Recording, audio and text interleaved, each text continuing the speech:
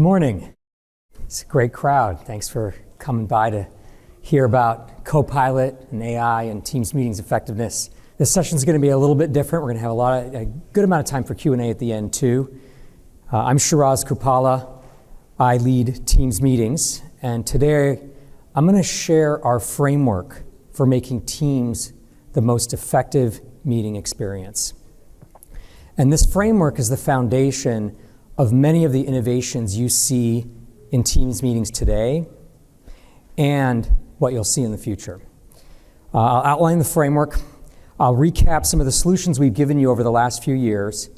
I'm going to connect those to today's AI force multiplier that you've been hearing a little bit about last couple of days.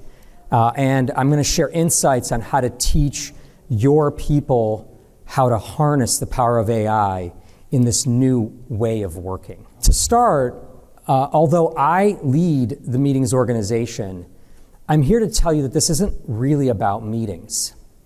Come on, let's be honest. Meetings are the thing that people kind of love to hate, right? Don't we have too many meetings? Not meetings are that great.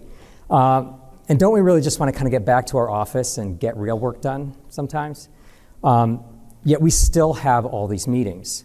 So the first question to ask then is, why do we meet? What's the goal?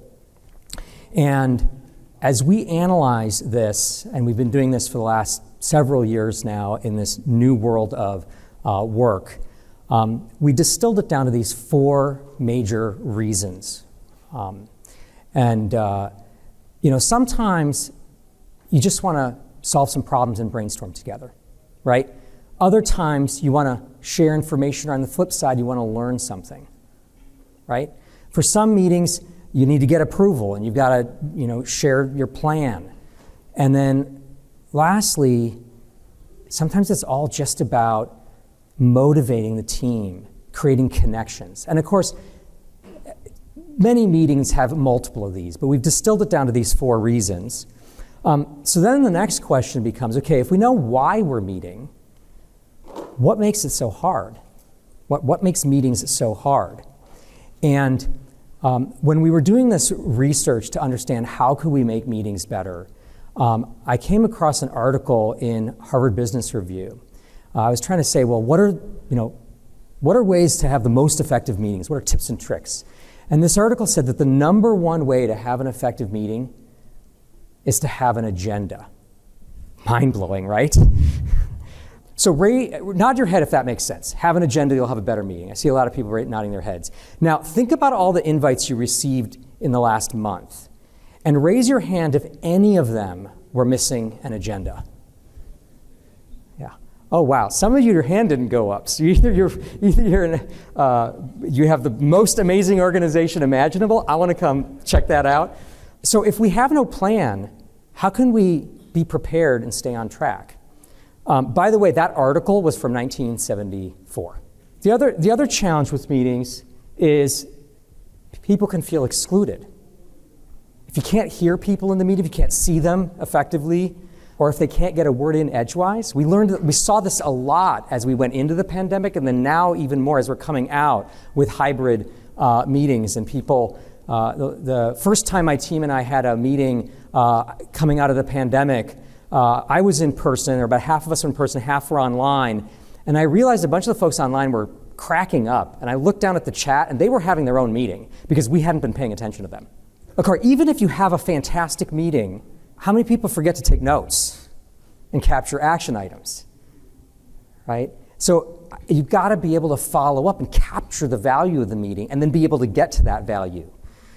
And lastly, there's the hardest part is this tension between having too many meetings and, like Aaron Burr, wanting to be in the room where it happens. I'm a Hamilton fan. So if those are the problems, how are we solving them? How have we been solving them? How are we going to solve them tomorrow?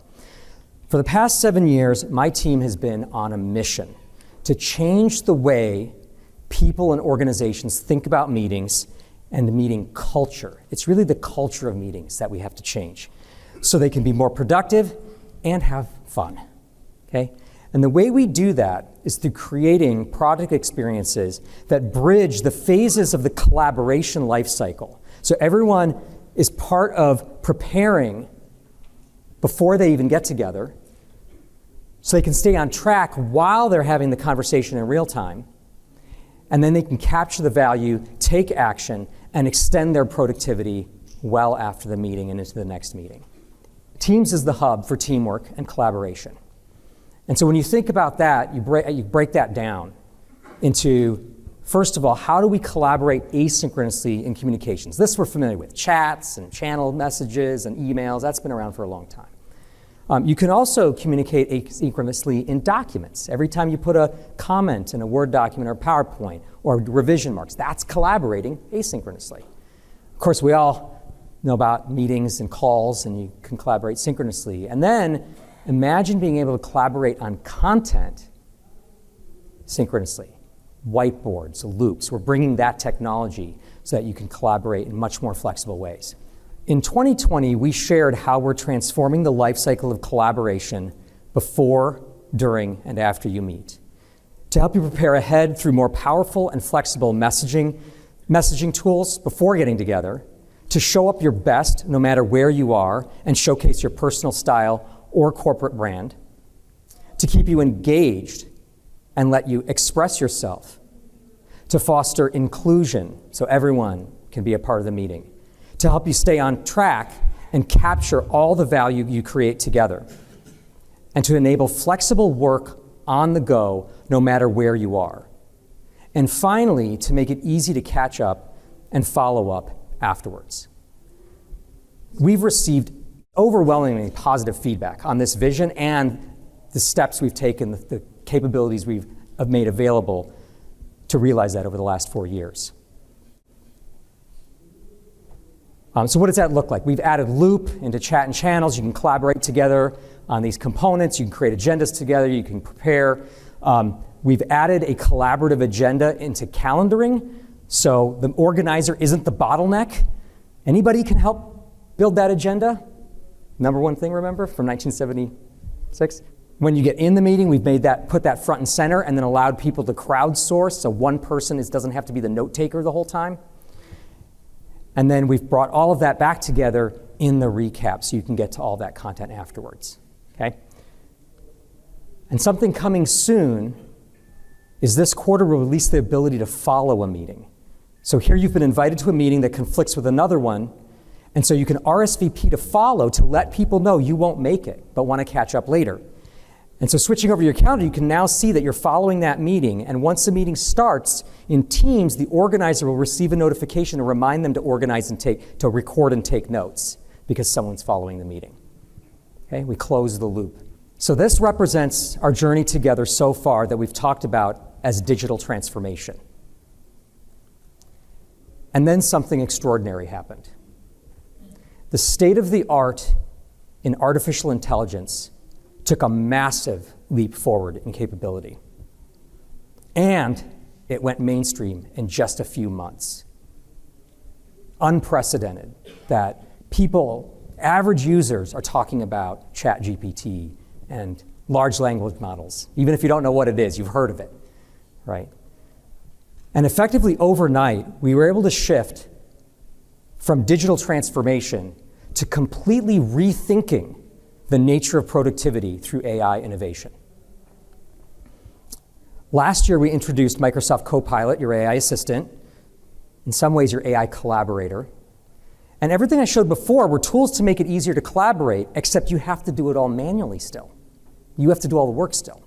It's easier, there's better tools, we have to do the work. AI will transform that. The video I'm about to play, many of you have seen before. This time I want you to look for where AI does the hard work to simplify the collaboration lifecycle. And then what I'm going to do is I'm going to break it down, because these videos go by really fast in these keynotes. I'm going to break it down and extend to talk through exactly what's going on and how you can activate it in your organization. So I'll play the video. For your team to achieve the impossible, you need a place to do your best work together. A place that is seamless and smart. A place that allows you to share ideas and connect with your team and customers from anywhere. A smart workplace unlike others. Microsoft Teams. All right, everybody, what's next? Infused with intelligence, Teams makes what's complicated simple, giving you the answers that you need to keep moving forward, all in one place. A place that allows you to stay in the flow of work, easily connecting to apps and workflows and streamlining business processes. Where meetings are more personal, fun, and effective, getting rid of distractions with the help of AI. Hey, everyone, let's work through all these updates, okay? It's a place where AI becomes a part of the team, boosting creativity and engagement, effortlessly keeping everyone in the moment, and the discussion moving forward. After the meeting, Teams helps you save time catching up and coordinating next steps with AI, and make sure the best tool for the job is at your fingertips. Even when your team is in different spaces, Teams lets you represent yourself the way you want to be seen, and discover new ways and places to bring everyone together to connect. Faster than ever and easy to use, Teams adapts to the way you work, making it easy to find what you need, be more productive, and collaborate. Microsoft Teams complements collaboration from any location, easy to use and always there, helping your team and company reach new heights. Microsoft Teams, the smart place to work. Some of you probably have seen that video before. Let's go through what we're actually talking about there. So what you just saw was Copilot assisting the mundane work and advanced tasks at every phase of the collaboration lifecycle.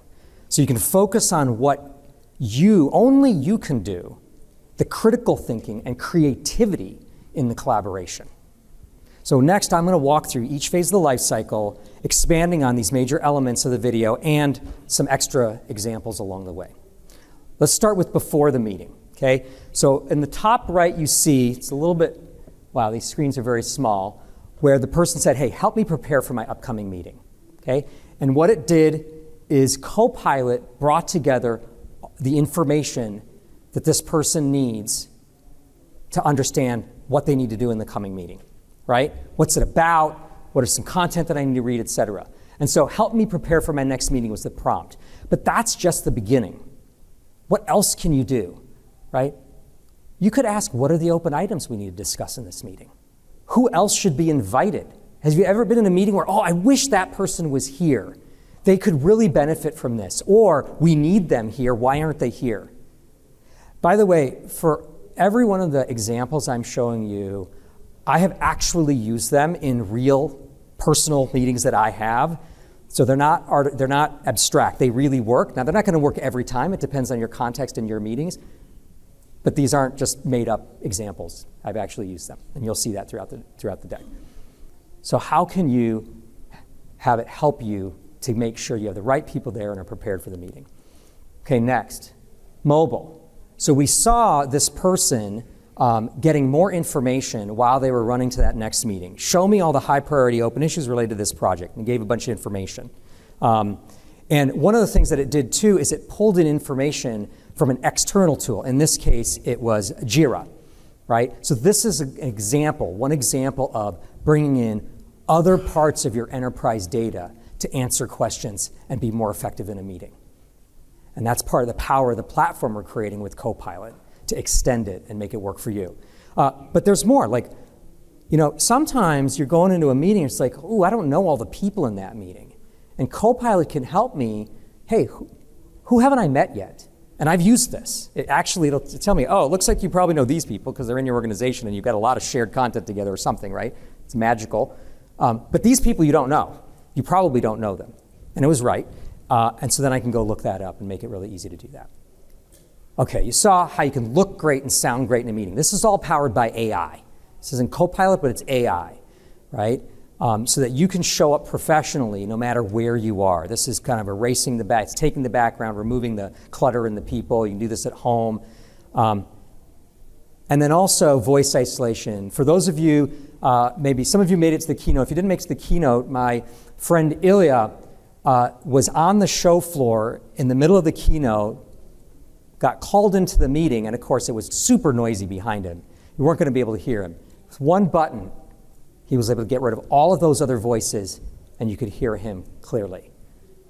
That's the power of AI to make your meetings more effective, no matter where you are. Okay, now, during the meeting. So this is something that wasn't in that video, but I'm bringing some more information. It's pretty small, so I'll walk through it. So first of all, when you get into a meeting and use Copilot for the first time, you'll see that there's a number of built-in prompts. These are very intentionally designed. We designed these so that they'd be, of course, useful, common things that you want to use. In some ways, more importantly, we designed them to help educate people on the kinds of things you can use Copilot for. We designed the product to be self-documenting in a way, to help people learn how to use it on its own. And so those prompts are very important and give you examples. So you can use some of that. One example is, hey, if you joined late, catch me up so I don't have to interrupt the meeting and figure out what was going on, right? Very, very good one, common one. Next thing, sometimes, if people are kind of spinning on a topic, say, hey, can you summarize just in a couple of sentences what we've been talking about for the last 10 minutes? It's usually really good. And then you put that in the chat and everyone's like, oh, wow, we can move on to the next topic now. Right? Because people are spinning and they're just talking.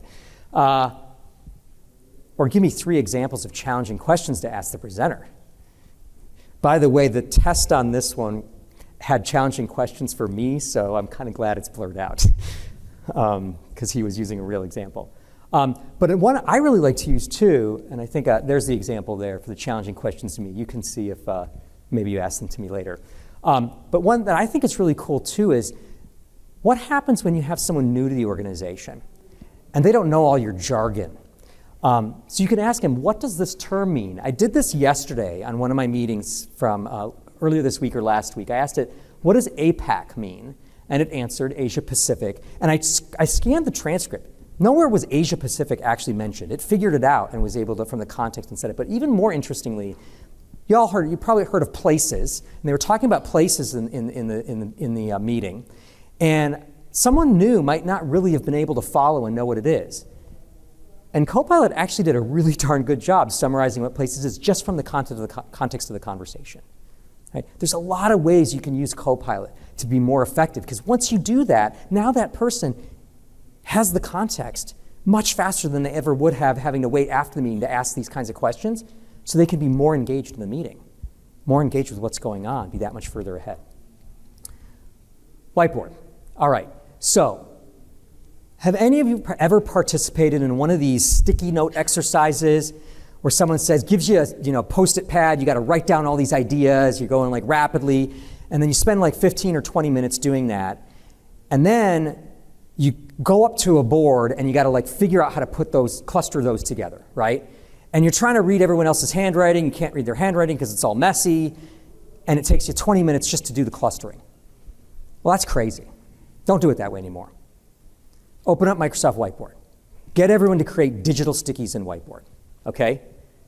While they're doing that, they can even ask Copilot in Whiteboard to suggest other ideas. Get more stickies. And then when you're done, you just select them all and you say categorize. And in about a minute, it creates categories for you. What used to take 15 or 20 minutes just got down to 1 minute. And if you don't like its categories, you can ask to try again and try again. And then you can repeat, because now you've saved all that time. So now that you have these categories, you can continue doing more brainstorming. You can start actioning on those things. You can start voting. All that stuff goes so much faster with Copilot. And then at the end, when you're done, you can also then ask Copilot to summarize the entire whiteboard in a succinct email that you can send out to the rest of the team along with a link so that they can see what you got done. That's what makes Copilot powerful and makes meetings more effective. Okay, now we're at the end, after the meeting. And I showed you recap, but now we have intelligent recap. And this has been out for a little while. Some of you may have seen it and used it. The first part about intelligent recap is, you record an hour-long meeting. Who has time to watch that hour-long meeting? If you didn't have time to go, did you have time to watch it? So the first thing you can do is just jump to the sections where your name is mentioned, right? Okay, this must be important because they said my name. Let me go figure that out. I did that last night, actually, on a meeting that I missed the other day. Or you can jump to the topics that you care about.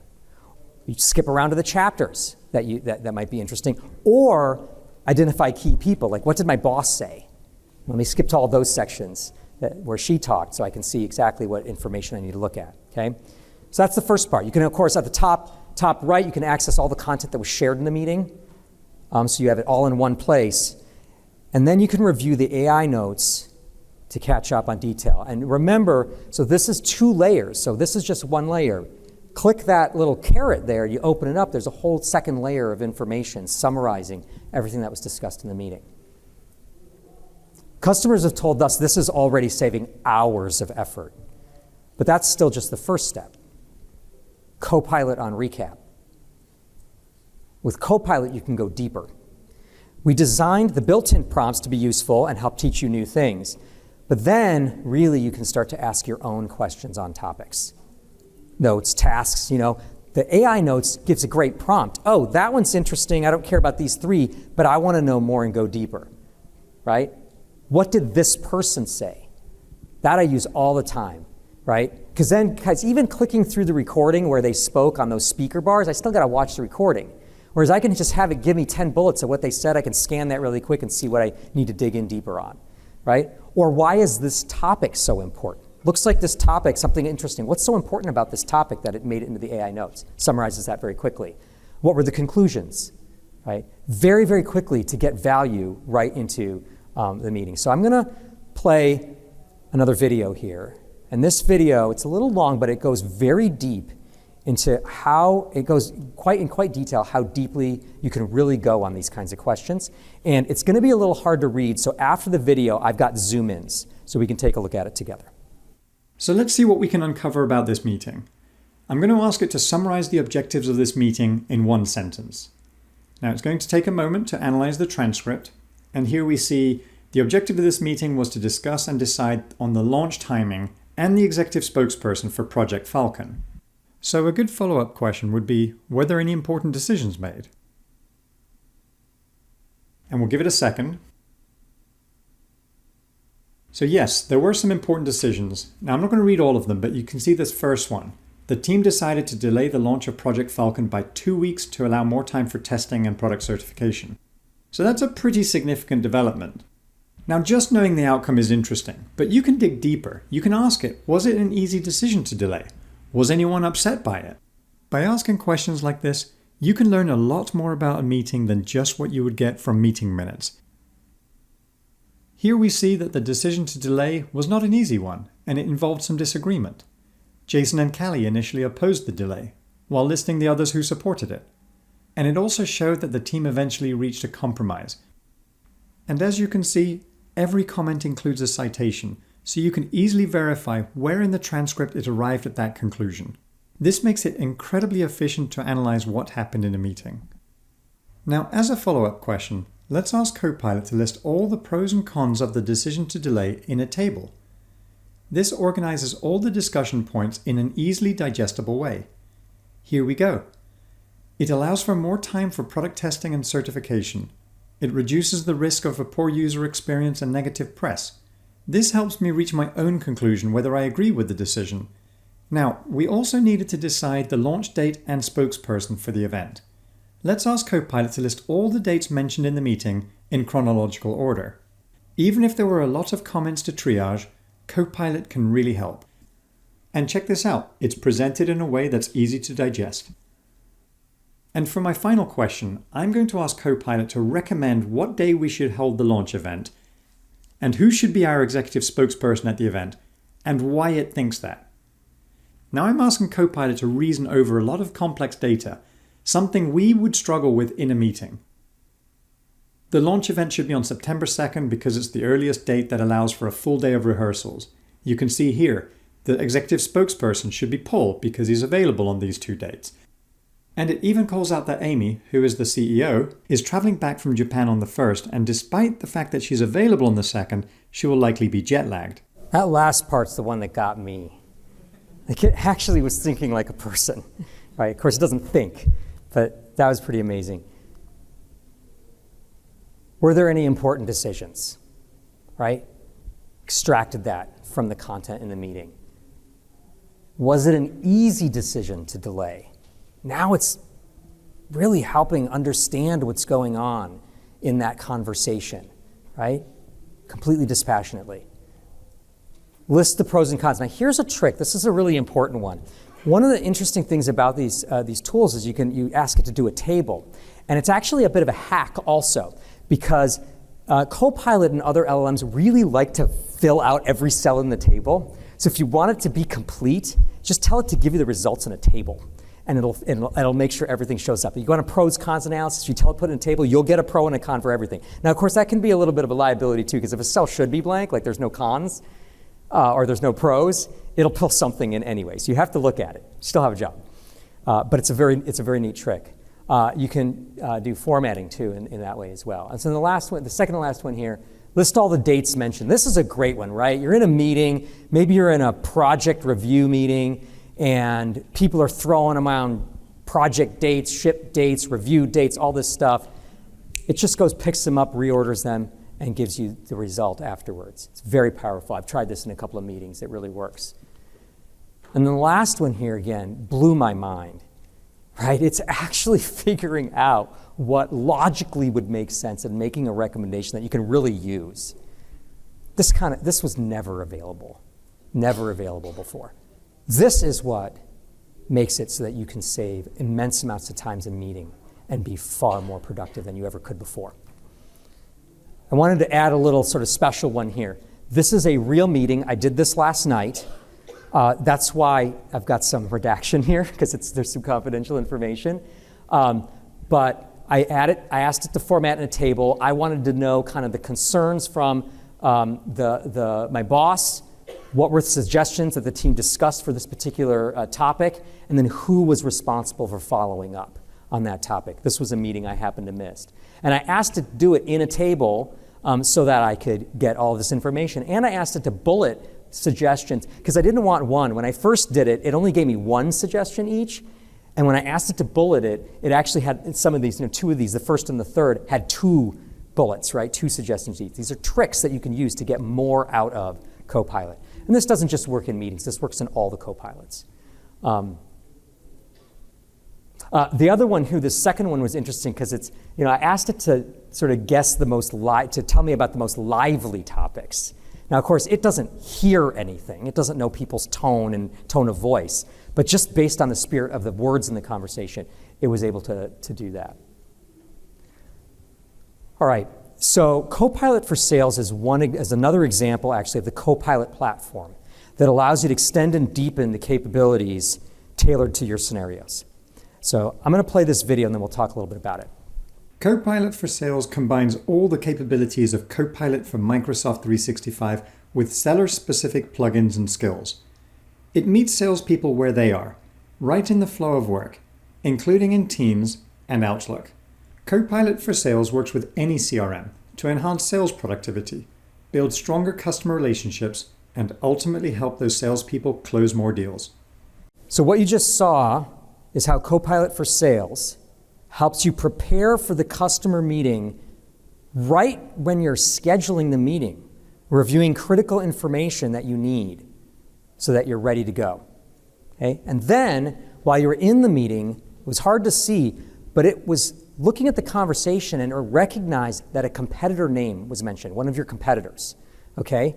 And so, with that competitor product mentioned, it immediately gave back just-in-time information to the salesperson so that they have the context for that competitor, what's their strengths and weaknesses are, and then can effectively respond and handle objections, right? Maybe they hadn't heard of that competitor, maybe they need a little refresher, right? Right, just in time. And then lastly, Copilot for Sales helped draft the follow-up email to help close the deal. Again, before, during, and after, to make that meeting and that collaboration, that content, that meeting more effective. There are so many ways to experience a day in the life with Copilot for Microsoft 365 that help you collaborate better and have more effective meetings. Beforehand, we have Copilot, M365 Copilot, that just helps you gather up the information you need. You might be in Outlook, drafting emails, sending things back and forth to people to get aligned. Excel, analyze the data so you have the numbers that you need at the tip of your tongue. Prepare the deck that you need to be ready. And then in Teams, when you're in that meeting, have an assistant that's helping you do what you need to be effective in that meeting, and finally recap and get the follow-ups at the end. And again, unlike what I showed at the very beginning, it's helping you do all this along the way. So remove a lot of that manual work. To recap, Copilot transforms the collaboration lifecycle, taking over the mundane tasks of collaborating and supercharging critical thinking and creativity. That's what we pay people for, is their critical thinking and their creativity, not to push pencils, right? This helps that. All right, so I'm going to switch gears for a moment, because all of this power also comes the need for control. So how do you control Copilot for the considerations that your organization has?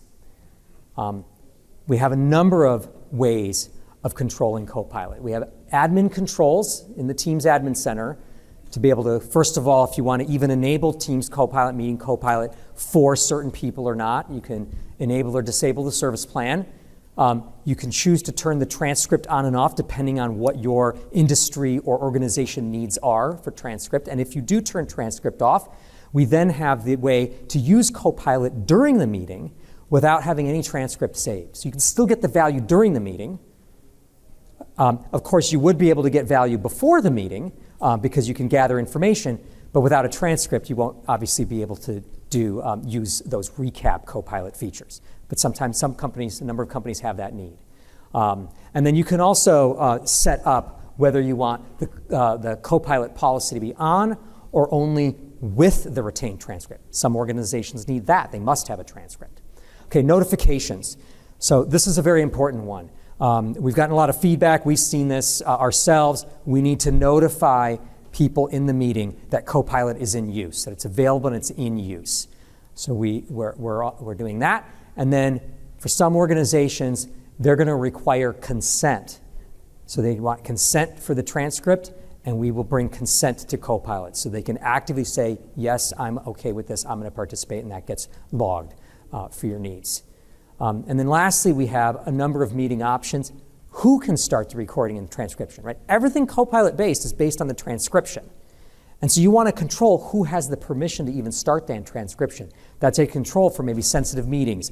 Only the organizer can start it, and they may choose not to, or only do it for certain segments of the meeting, or a co-organizer in that case. And then the last piece is, again, do I enable Copilot during and after the meeting, or only during the meeting? And again, what it means to have Copilot after the meeting is if you have a transcript.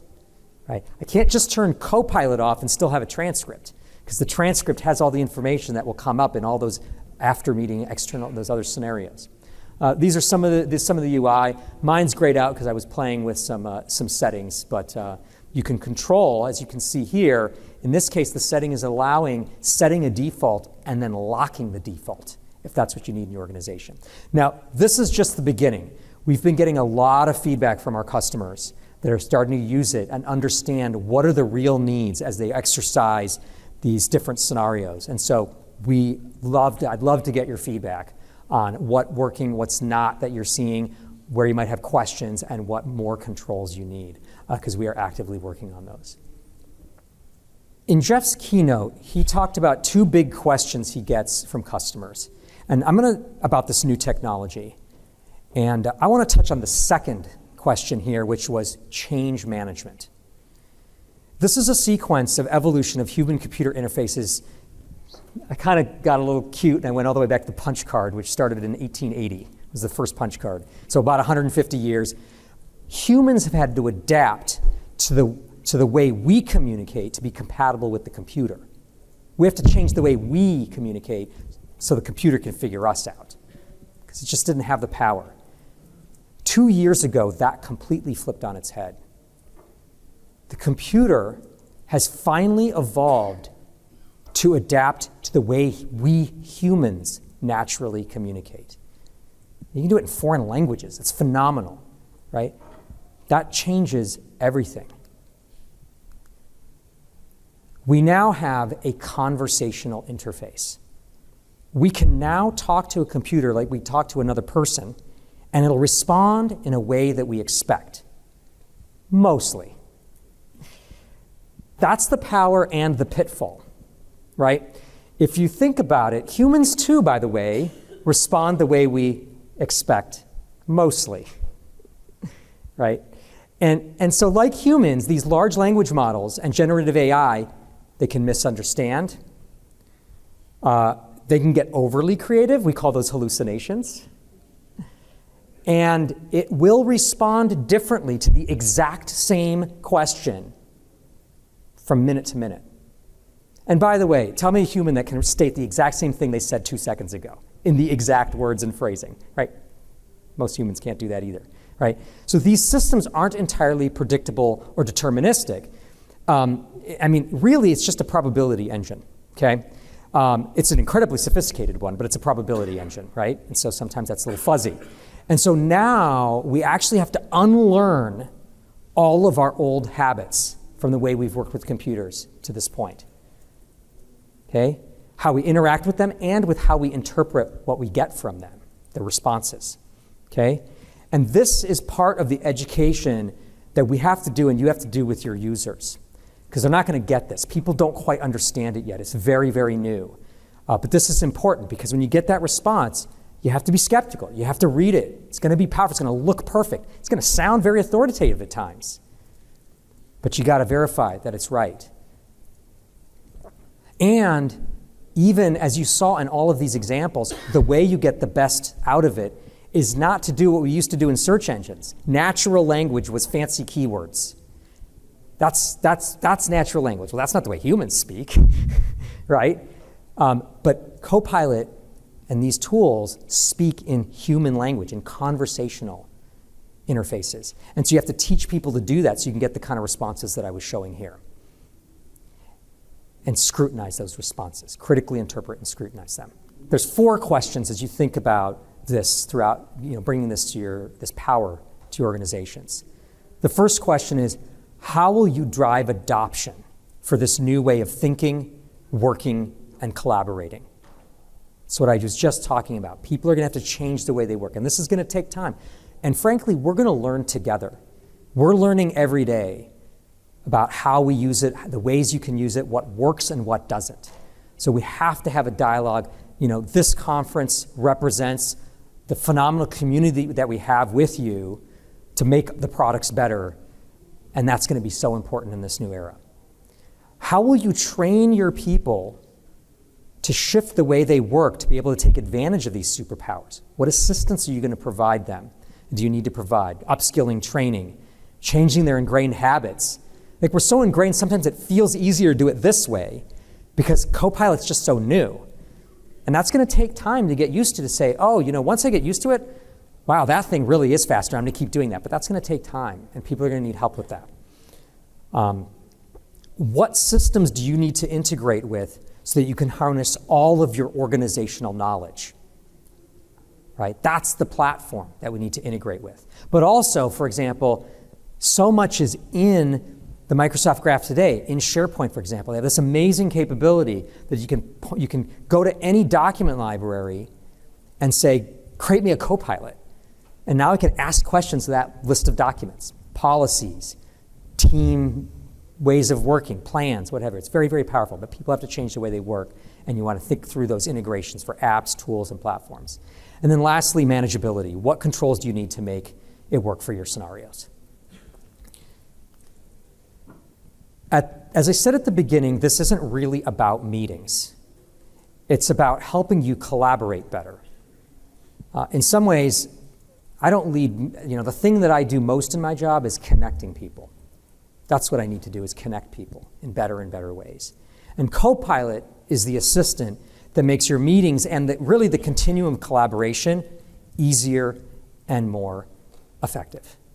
Thank you for being a customer, sharing your feedback, which helps us make teams better.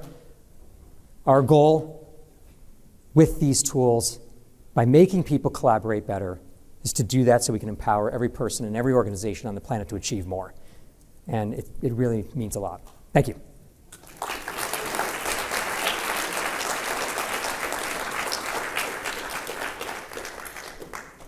So meetings that are based in channels, can you get it so that you can use notes? Because currently they don't work.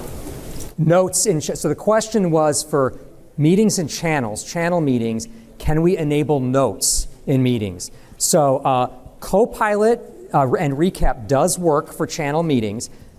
So you can get the AI notes and stuff for a channel meeting. I think you're referring to the loop notes. Yeah. Yeah, yeah. That's good feedback. That's something we do need to work on. Thank you. Question here. Can you go over why you want Teams Premium if you already have Copilot?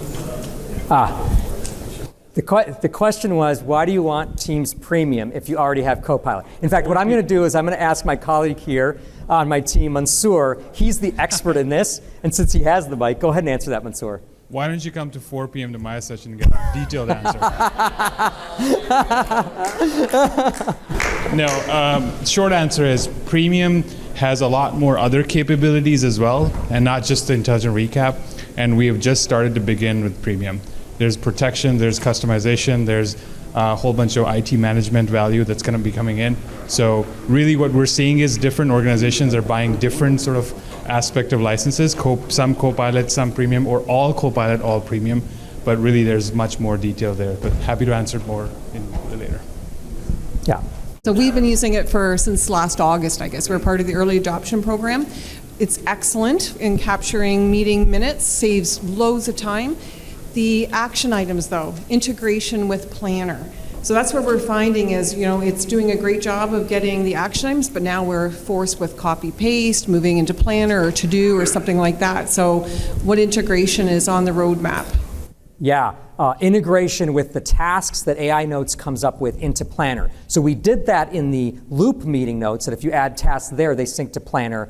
That is something we have on the roadmap. I can't say when, but we definitely, absolutely want to do that and bring that so that they sync into Planner. One of the considerations here is we don't want to spam Planner.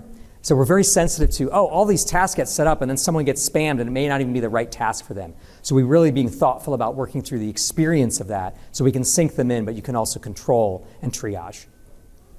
Thank you for the question. I'm glad you love it so far.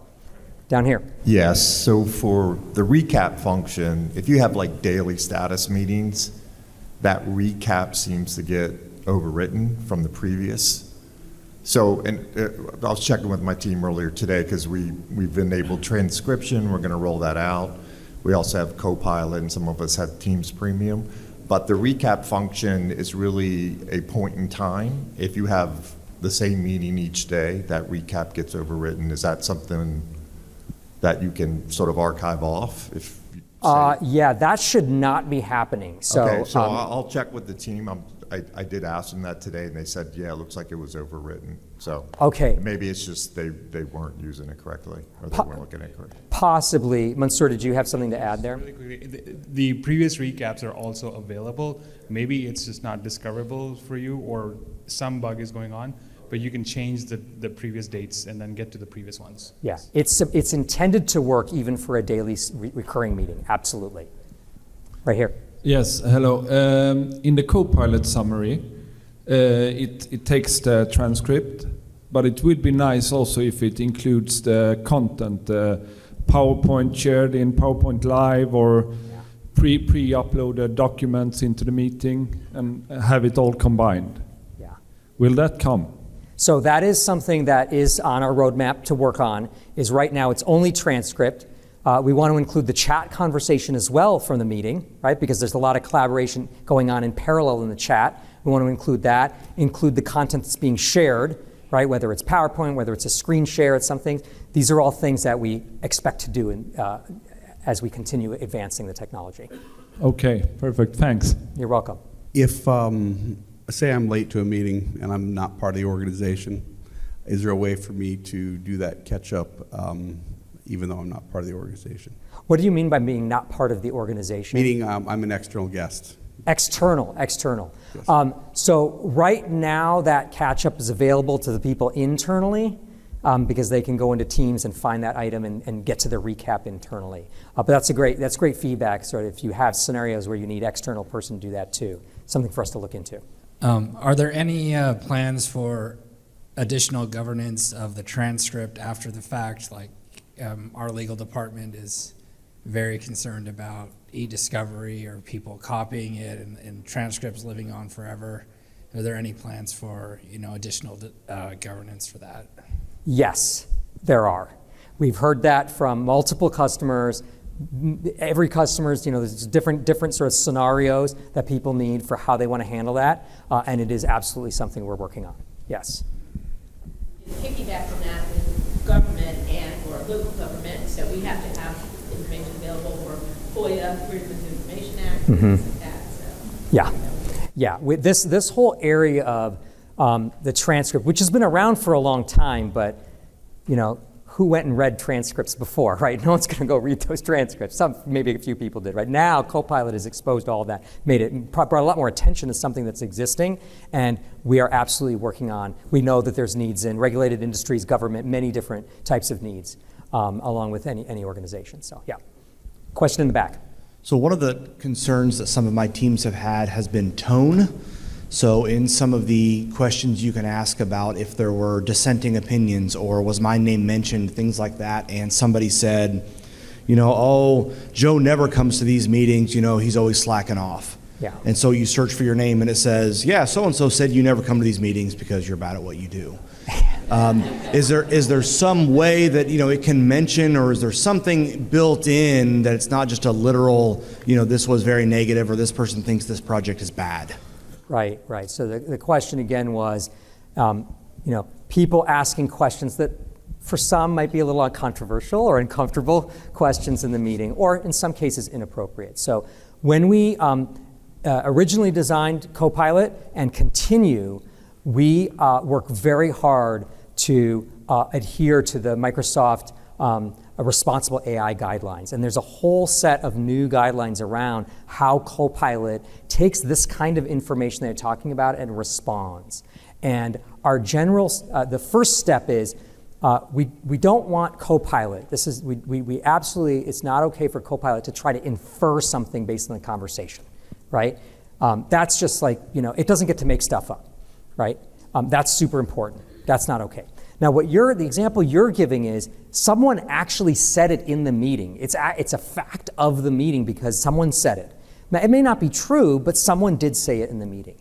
And right now, Copilot is grounded in the transcript, what was actually said in the transcript. So if that was said, it might come up, and it might come up in a response. And part of what makes this tricky, as I said, this technology is to tune it to exactly what every different scenario is actually quite challenging.